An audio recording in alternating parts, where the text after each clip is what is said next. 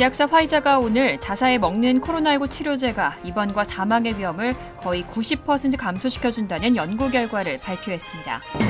오늘 미주리주 등 11개 주 법무장관이 바이든 행정부가 대기업을 상대로 내린 코로나19 백신 접종 의무화 방침에 반발해 소송을 제기했습니다.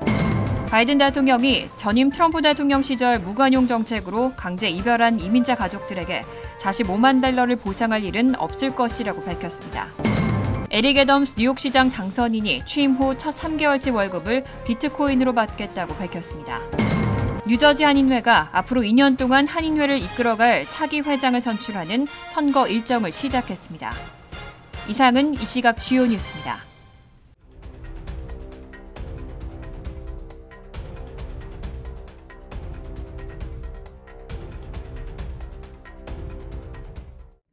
시청자 여러분 안녕하십니까? KBN 뉴스입니다. 제약사 화이자는 오늘 자사에 먹는 코로나19 치료제가 입원과 사망의 위험을 거의 90% 감소시켜준다는 연구 결과를 발표했습니다. 빠른 시일 내 FDA에 허가 신청을 낼 것이라는 방침도 밝혔습니다. 오늘 제약사 화이자는 자사가 개발 중인 먹는 코로나19 치료제가 입원과 사망의 중증화 위험을 거의 90% 감소시키는 실험 결과가 나왔다고 발표했습니다. 지금까지 코로나19 감염 환자를 치료하는 약제로 보건당국 인허를 받은 것은 4개지만 모두 정맥주사나 주사를 맞는 방식이어서 병원에 가야 합니다. 지난달 초 머크사가 자사 경구용 치료제에 대해 FDA에 허가를 신청했지만 빨라야 12월 말에 허가가 나올 수 있을 것으로 보입니다. 한편 화이자는 빠른 시일 내에 FDA와 여러 나라의 경구용 치료제에 허가 신청을 낼 계획이라고 밝혔습니다. 화이자의 개발 치료제는 항체 치유 방식이 아닌 머크사와 같은 바이러스 퇴치 방식입니다. 화이자는 코로나19에 감염된 증상이 발현된 지 3일에서 5일이 지난 환자 가운데 경미하거나 온건한 증상을 보이지만 비만이나 당뇨 등으로 악화될 가능성이 있는 775명에게 자사 제품을 투여했습니다. 실험 대상 감염 환자는 모두 백신 미접종 상태에서 감염됐습니다.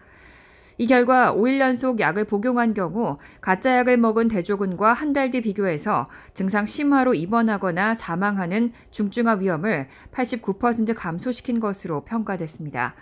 치료제를 먹은 환자 중 병원에 가야 할 정도로 악화된 사람은 1%도 안 됐고 사망자는 없었습니다. 반면 가짜 약 대조군에서는 7%가 입원했고 7명이 사망했습니다. 바이든 대통령은 이 화이자가 개발한 코로나19 경구 치료 알약을 이미 상당수 확보했다고 밝혔습니다. 보건당국의 승인이 내려지면 즉시 사용할 수 있도록 수백만 용량이 준비됐다고 설명했습니다. 바이든 대통령은 오늘 백악관 연설에서 제약사 화이자가 코로나19 치료 목적으로 개발한 실험용 항바이러스 알약이 효과적인 치료제로 판명될 경우에 대비해 미국이 수백만 용량을 확보해 놓은 상태라고 말했습니다.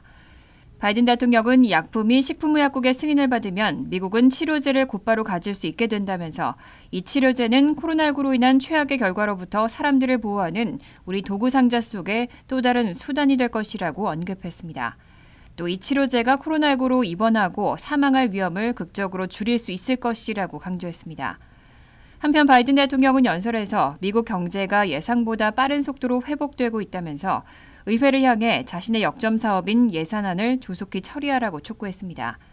바이든 대통령은 대유행 퇴치가 우리 경제를 강화할 가장 중요한 방법의 하나라면서 해야 할 일이 많고 여전히 미국 가정이 직면한 손실을 해결해야 하지만 이 회복은 예측보다도 빠르고 강력하고 광범위하다고 말했습니다. 오늘 미주리주 등 11개 주 법무장관이 바이든 행정부가 대기업을 상대로 내린 코로나19 백신 접종 의무화 방침에 반발해 소송을 제기했습니다. 최소 24개 주 법무장관이 소송을 제기하겠다는 입장을 밝힌 상태입니다. 뉴욕타임스 보도에 따르면 소송을 주도한 에릭 슈 및 미주리주 법무장관 등을 소장해서 정부의 백신 의무화가 반헌법적이며 불법적이고 현명하지 못하다고 주장했습니다. 제8순회 항소법원에 제기된 이 소송에는 미주리주 외에도 알래스카, 애리조나, 아칸소, 몬태나, 네브라스카, 뉴햄프셔, 노스다코타, 사우스다코타, 와이오밍주가 합류했습니다. 또 민주당 소속인 톰 밀러 아이오와주 법무장관실도 소송에 동참했습니다. 바이든 대통령은 연방정부 공무원, 연방정부와 거래하는 계약업체 직원에게 코로나19 백신을 의무화한 데 이어 4일에는 100인 이상 민간 사업장에도 백신 접종을 의무화했습니다. 이에 해당하는 기업은 내년 1월 4일까지 직원들의 백신 접종을 끝내야 합니다. 이 조치의 영향권에 드는 직원은 8,400만 명인데 이 중 약 3,100만 명이 아직 백신을 맞지 않은 것으로 추정됩니다. 최소 24개의 주 법무장관이 소송을 제기하겠다는 입장을 밝힌 바 있고 공화당 주지사들과 일부 산업계 단체도 반발하고 있습니다. 어제는 켄터키, 테네시, 오하이오주 법무장관이 연방정부 계약업체를 상대로 한 백신 의무화를 중단해달라는 소송을 내기도 했습니다. 미국인 중 130만 명가량이 장기적인 코로나19 후유증 때문에 실직했다는 연구 결과가 나왔습니다. 코로나19 환자의 10% 이상은 장기 후유증을 경험한 것으로 추정되고 있습니다. 어제 CNN은 코로나19 후유증을 치료 연구 중인 메이오 클리닉의 그렉 베니치 카츄른 박사팀의 발언을 인용해 미국인 130만 명가량이 장기적인 코로나19 후유증으로 실직했다고 보도했습니다. 베니치카 초른 박사는 직장 문제는 우리가 다른 환자 집단이 직면한 중요한 문제들 중 하나였다며 환자의 약 40%는 코로나19 감염 후 몇 달 동안 직장에 복귀하지 못하고 있다고 전했습니다. 또 130만 명이란 수치가 추산일 뿐이지만 최근 나타난 노동력 부족과 1,000만 개 이상의 일자리가 남는다는 것은 100만 명 이상의 미국인들이 노동시장에서 이탈했다는 것을 의미할 수 있다고 설명했습니다.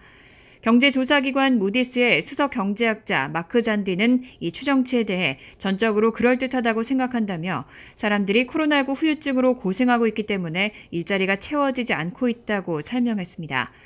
코로나19 후유증에 대한 연구는 아직 초기 단계지만 추정치에 따르면 코로나19 환자의 10% 이상이 장기 후유증을 경험한 것으로 나타났습니다.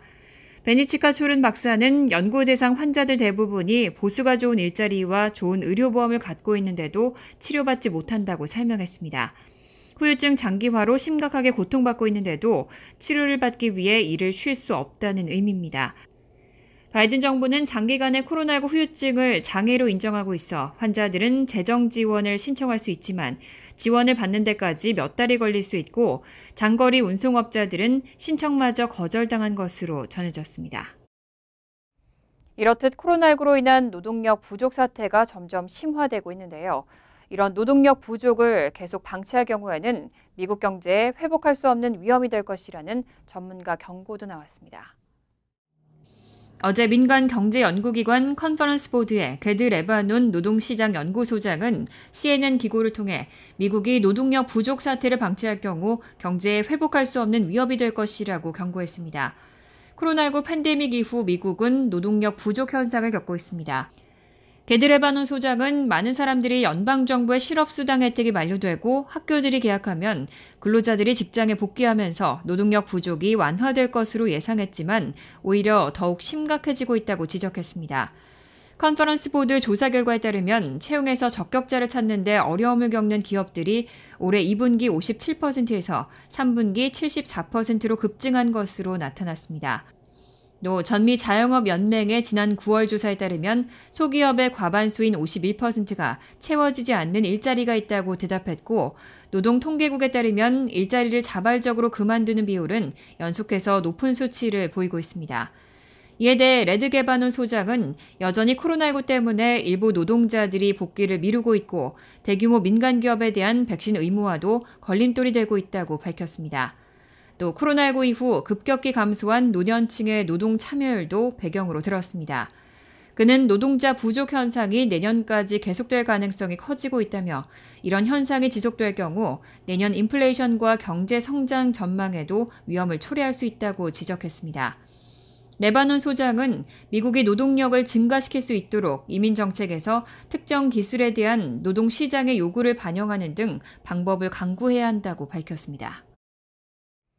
얼마 전 바이든 행정부가 전임 트럼프 대통령 시절 무관용 정책으로 강제 이별한 이민자 가족들에게 45만 달러를 보상할 것이란 언론의 보도가 나왔는데요.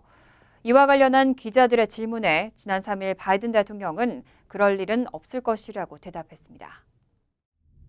지난 3일 바이든 대통령은 폭스뉴스 기자가 불법 입국 가족 강제 격리에 대한 보상금이 불법 이민자를 늘릴 것이라고 보지 않냐고 묻자 1인당 45만 달러를 말하는 것이냐고 반문한 뒤 그런 일은 없을 것이라고 말했습니다. 지난 29일 월스트리트저널은 2017년에서 2018년 이민자 무관용 정책으로 미 국경을 넘으려는 불법 입국 가족을 생이별시킨 것을 두고 바이든 행정부가 1인당 45만 달러의 금전 보상을 계획하고 있다고 보도한 바 있습니다. 이와 관련해 미국 시민자유연맹은 지난 3일 오후 성명을 통해 보상금 지급 사안으로 법무부와 협력하고 있다고 전했습니다.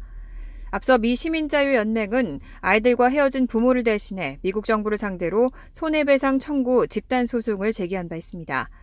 이날 바이든 대통령의 언급에 앤서니 로메로 시민자유연맹 사무총장은 대통령이 법무부 활동을 충분히 보고받지 못했을 수도 있다며 만약 그의 말대로라면 수천 명의 이산 가족을 위해 정의를 실천하겠다는 자신의 핵심 선거 공약을 포기하는 것이라고 지적했습니다. 또 바이든 대통령에게 국가의 비극적 잘못을 바로잡을 것을 촉구한다고 전했습니다. 한편 법무부는 소송 중인 사안에 대해 밝힐 수 없다는 입장을 내놨습니다. 카린 장 피에르 백악관 공보 담당 차관은 이날 기자들과 만나 소송 관련 언급은 자제하면서도 대통령의 발언이 기자가 말한 달러 수치에 대한 반응이라고 해명했습니다. 에릭 애덤스 뉴욕시장 당선인이 취임 후 첫 3개월치 월급을 비트코인으로 받겠다고 밝혔습니다.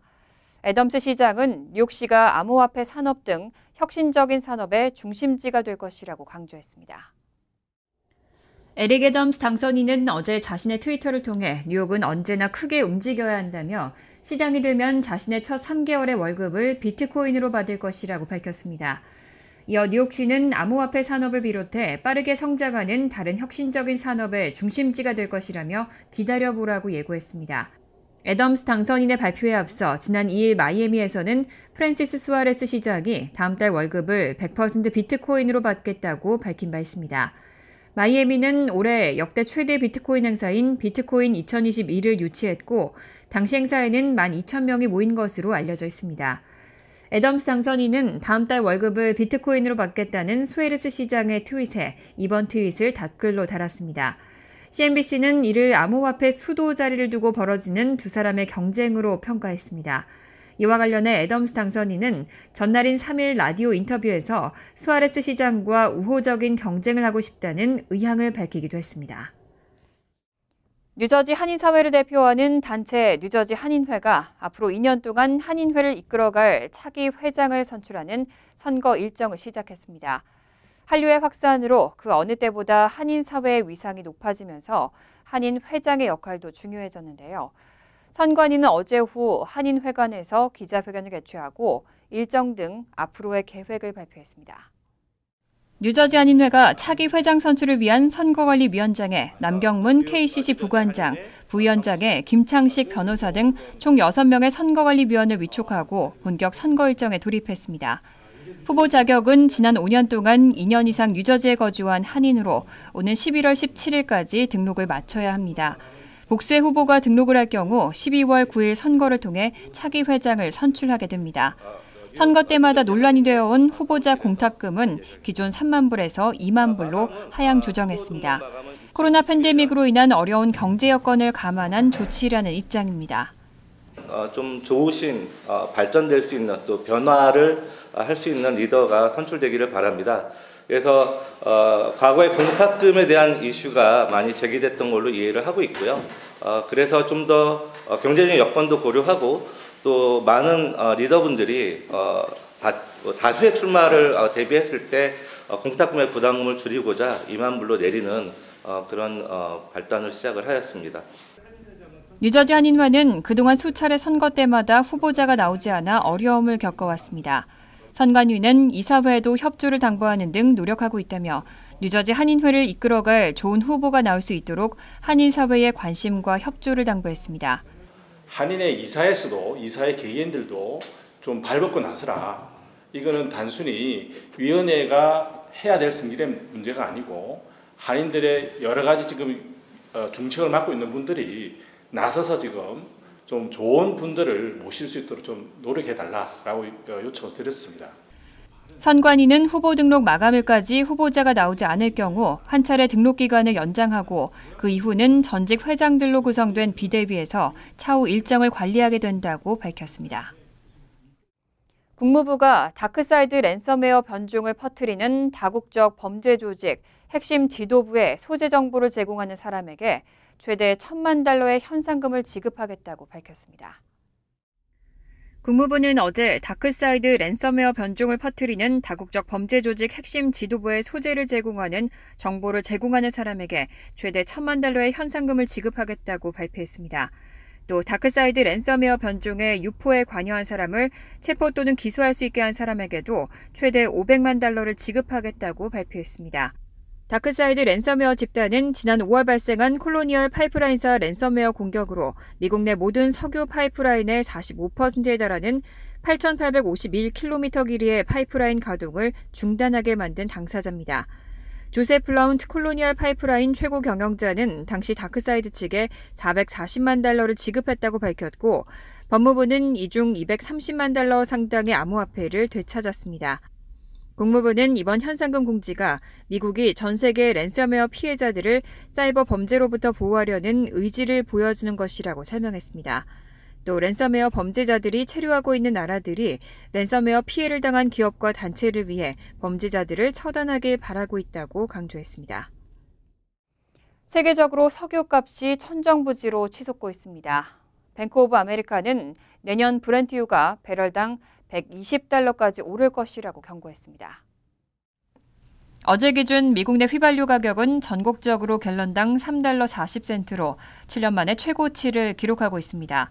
네바다, 워싱턴, 오리건에서는 갤런당 $4에 달합니다. 뱅크 오브 아메리카는 현재 휘발유 가격을 주도하는 브렌트유가 현재보다 45% 이상 상승해 내년 6월까지 배럴당 $120까지 치솟을 것으로 전망했습니다. 뱅크 오브 아메리카는 기름값이 오르는 이유에 대해 수요가 코로나19 대유행 이전 수준으로 빠르게 회복되고 있기 때문이라고 지적했습니다. 사람들의 이동 제한이 풀리고 자유로워지면서 운전하는 경우도 늘고 항공 이용도 증가했기 때문이라는 이유입니다. 또 석유값 못지않게 치솟은 천연가스 가격으로 인해 석유에 대한 수요도 증가하고 있습니다. 미국의 천연가스 가격은 올해 2배 이상으로 증가했고 최근 유럽에서는 배럴당 $240를 기록했습니다. 이로 인해 일부 전력회사와 공장들은 상대적으로 저렴한 대체품인 석유로 에너지원을 바꾸고 있는 것으로 전해졌습니다. 이와 함께 석유 생산량의 감소도 영향을 미칩니다. 미국의 석유 회사들은 석유값이 훨씬 비싸졌는데도 불구하고 코로나19 대유행 이전보다 석유를 덜 생산하고 있습니다. 간추린 소식입니다. 빌 드블라지오 뉴욕시장은 어제 백신을 접종받는 5세에서 11세 어린이에게도 $100를 지급할 것이라고 밝혔습니다. 뉴욕시는 지난 7월 말부터 접종률 제고의 일환으로 시가 운영하는 백신 접종소에서 첫 번째 백신을 맞는 뉴욕시 거주자 또는 근로자에게 $100를 선불 직불카드 형태로 지급해오고 있습니다. 뉴욕시는 어제부터 시가 운영하는 백신 접종소에서 5세에서 11세 대상으로 접종을 시작했고 오는 8일부터는 모든 공립초등학교에서 접종을 실시합니다. 5세에서 11세들이 백신을 접종받기 위해서는 부모나 보호자의 동의가 필요합니다. 뉴욕에 이어 뉴저지주에서도 플라스틱 빨대를 별도로 요청하지 않는 한 제공할 수 없게 됐습니다. 뉴저지는 어제부터 카페, 식당 등 식품 서비스를 제공하는 업소에서 손님에게 일회용 플라스틱 빨대나 스틱 등을 요청할 경우에만 제공하도록 하는 법안 시행에 들어갔습니다. 첫 위반 적발 시에는 벌금 없이 구두 경고만 내려지지만 두 번째 적발 시 최대 $1,000, 세 번째 적발 시 최대 $5,000에 달하는 벌금을 물게 됩니다. 워싱턴 포스트에 따르면 뉴저지주의 틴튼 폴스시에서 현 시장인 97세의 비토 페릴로 후보가 재선에 성공했습니다. 워싱턴 포스트는 공식 기록이 없지만 미국의 최고령 시장으로 여겨진다고 말했습니다. 틴튼 폴스는 약 18,000명의 주민이 사는 소도시로 페릴로 시장은 4명의 후보 중 1위로 당선됐습니다. 1924년생의 페릴로 시장은 정치 문외한이었던 4년 전 93세의 나이로 시장에 도전해 20년간 정치 활동을 한 현역 재선 시장을 물리치고 당선돼 전국적인 주목을 받았습니다. 페릴로 시장은 4년 임기가 끝나면 101세가 됩니다. 뉴욕시 옐로캡의 메달리온 가치가 헐값으로 떨어지면서 택시 기사들의 생존권이 위협받고 있는 가운데 뉴욕시가 메달리온 부채 해결을 위한 구제책을 발표했습니다. 뉴욕시와 최대 메달리온 대출업체인 마블게이트가 어제 체결한 구제 합의안에 따르면 빚에 시달리고 있는 옐로캡 운전자들은 메달리온 미납 대출 원금을 $200,000로 재조정받게 됩니다. 이 중 3만 달러는 시정부 보조를 받게 되며 나머지 17만 달러도 시정부가 보증을 해줄 예정입니다. 또 옐로캡 운전자들은 대출금을 연리 5%로 20년간 분할 납부할 수 있고 매달 갚아야 할 월 상환액의 최고액도 1,122달러로 제한됩니다.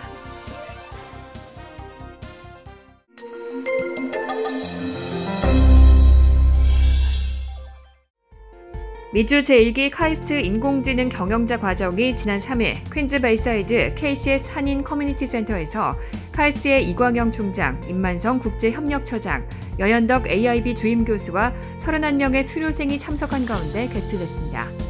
지난 3일 저녁 뉴욕 우리교회 여명홀에서 지난달 10월 16일 향년 90세로 돌아가신 평화통일운동가 고 이행우 선생님을 추모하는 예배 의식을 가졌습니다. 추모 예배는 한국에서의 추모식과 시간을 맞춰 진행됐습니다. 자살 예방 캠페인을 펼치고 있는 희망을 파는 사람들 뉴욕 지부가 민권센터와 함께 오는 6일 가을 희망 바자회를 개최합니다. 바자회 수익금은 자살 예방 캠페인과 이민자 권익 운동기금으로 쓰입니다. 20일 희망재단이 재정난을 겪고 있는 뉴욕 한인 원로 목사회 임원진을 만나 복지기금 $1,000를 전달했습니다. 20일 희망재단의 변종덕 이사장은 원로 목사회의 운영기금이 부족할 때마다 추가 지원을 할 예정이라고 밝혔습니다. 환율과 증권 소식입니다.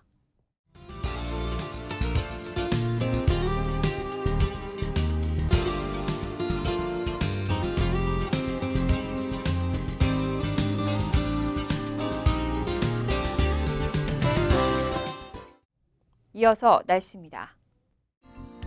토요일은 화창하겠습니다. 낮 최고 기온은 52도, 섭씨 11도, 밤 최저 기온은 43도, 섭씨 5도로 예상됩니다. 일요일도 화창하겠습니다. 월요일도 화창한 날씨가 이어지겠습니다. 이상으로 KBN 뉴스를 마칩니다. KBN과 함께 즐거운 저녁 되시기 바랍니다.